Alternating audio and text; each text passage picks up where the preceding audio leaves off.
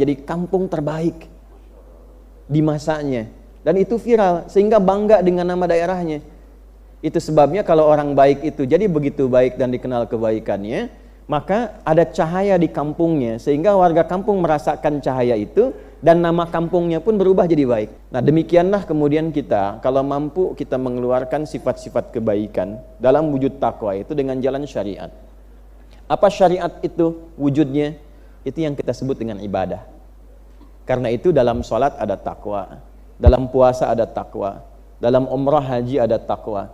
Dzalikal kitabu la hudal lil. Nah, siapa mutakin orang takwa itu? Ayat 3-nya. Alladzina yu'minuna bil ghaibi wa yuqimunas. Nah, jadi ketika ibu, saya, kita diminta menunaikan sholat, bukan ingin memberikan beban, tapi sholat itu akan merubah kita menjadi pribadi yang lebih baik.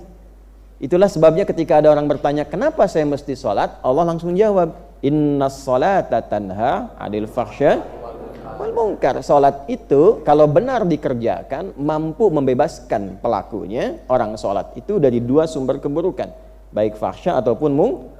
Nah, itulah rahasianya kenapa anak baru fase tumbuh berkembang usia 7 tahun yang diajarkan pertama kali sholat. Mengapa? Karena diharapkan anak itu tumbuh menjadi pribadi yang baik di masa depan.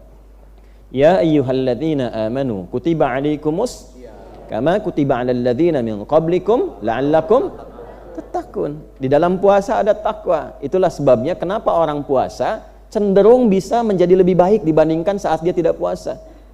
Dan ternyata di antara hikmah puasa itu mampu menekan seseorang dari perbuatan maksiat, bahkan sifat buruk yang pernah dia kerjakan. Nah ini kenapa setiap Jumat kita tiap pekan khatib mengingatkan yuk tingkatkan takwa. Maksudnya apa? Coba evaluasi sebanyak apa kebaikan yang sudah dikerjakan selama sepekan ini dengan status yang melekat pada diri kita.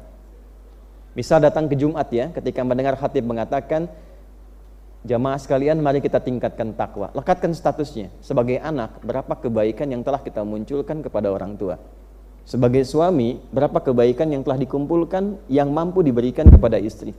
Sebagai ayah, status sosial dan sebagainya. Nah, kumpulkan itu, jangan sampai kita wafat kecuali sedang patuh mengerjakan kebaikan itu. Itu diantara rahasia. Kalau sudah jadi muslim, pasti insya Allah jika Islamnya benar, syariatnya benar, terkumpul kebaikan dalam dirinya, dan kebaikan yang menghasilkan pahala itu disebut dengan hasanah, dan dengan hasanah itulah kita pulang di dunia sampai ke akhirat.